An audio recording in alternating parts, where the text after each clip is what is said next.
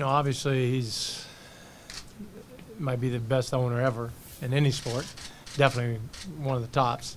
One of the main reasons that Los Angeles had all this success, that he was like a magnet to players to get deals done and to be able to have the best franchise out there. And this went on for 30 years, so it definitely wasn't a fluke. Well, he's an owner that did everything that he could to make sure that his team had the best chance possible to win the title. He was all about success. He was very passionate, and that's something that you could feel from him.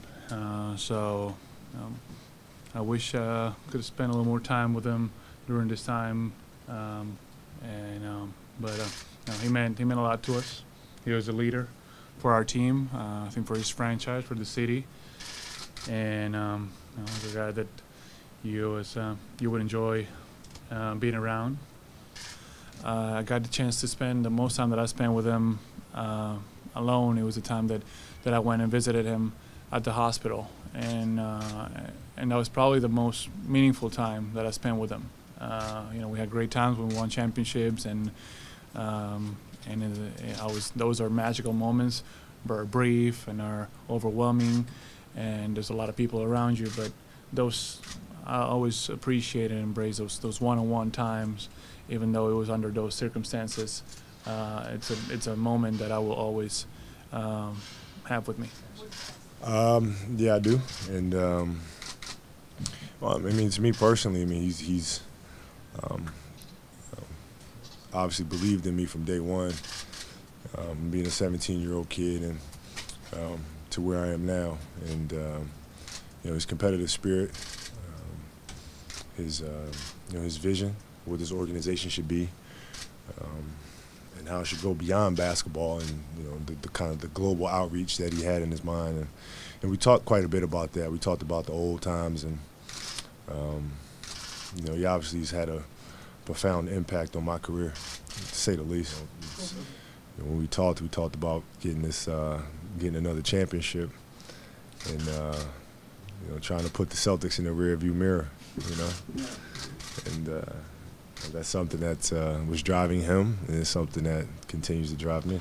I think it's I think the last meeting that we had. I mean, we had a big meeting in Barcelona years ago, and I think it's the last one we had when I had a chance to I visited him at the hospital, and he was in good spirits. He was feeling fine physically. It was a really good day for him. Went on a couple walks, and we just talked. I mean, we just talked about my career. We talked about Magic and the Showtime Lakers, and talked about the Celtics and therapy. Just talked about all kinds of stuff. That was a good day.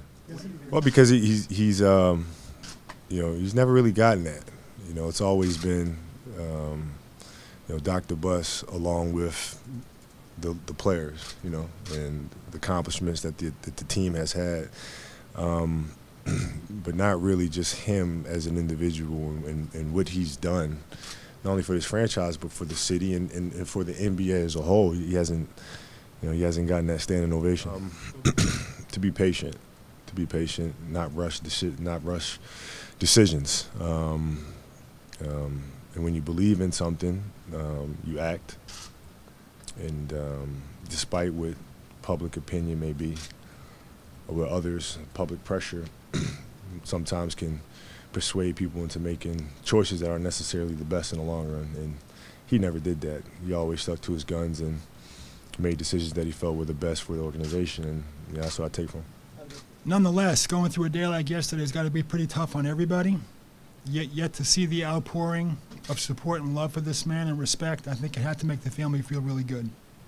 Well, he was a loyal man, and I guess the one thing,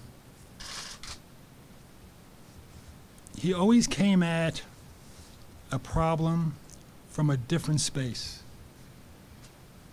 You could think that you had all the angles covered in an acquisition or a trade or a free agent or a problem, and you'll sit down with him, and out of the blue, he'd come at you from a different angle, a very unique angle, and most of the time, you know, the conversation that followed was productive.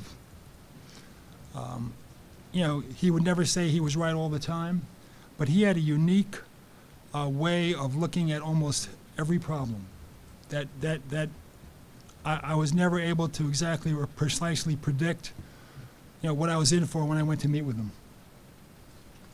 And there are really too many, you know, a lot of which I could share, a lot of which I couldn't share, to be honest with you. You know, Magic tells a great story. You know, when they decided to bring me on board as a player, you know, he and Dr. Buss went on a picnic somewhere, I believe they said in Palm Springs, and they set out a nice blanket and a basket of, you know, I don't tell the story that well, but, you know, at that point, Dr. Buss said, listen, if you can bring one player to Los Angeles, Irvin, you know, who would it be? Tell me the people that you'd like to play with. And as Irvin tells the stories, he said it was me, and that was it. You know, it was done. And I really, although at that point as a free agent I had some other possibilities, Dr. Buss made his mind up. So to me, that's a very flattering, you know, story that reflects my beginning here in Los Angeles. It's hard to say. You know, he always kept you on edge. Like I said earlier, you'd sit down to meet with them, and you better be prepared and be prepared for a comment that you weren't prepared for. I guess you keep somebody around for 32 years.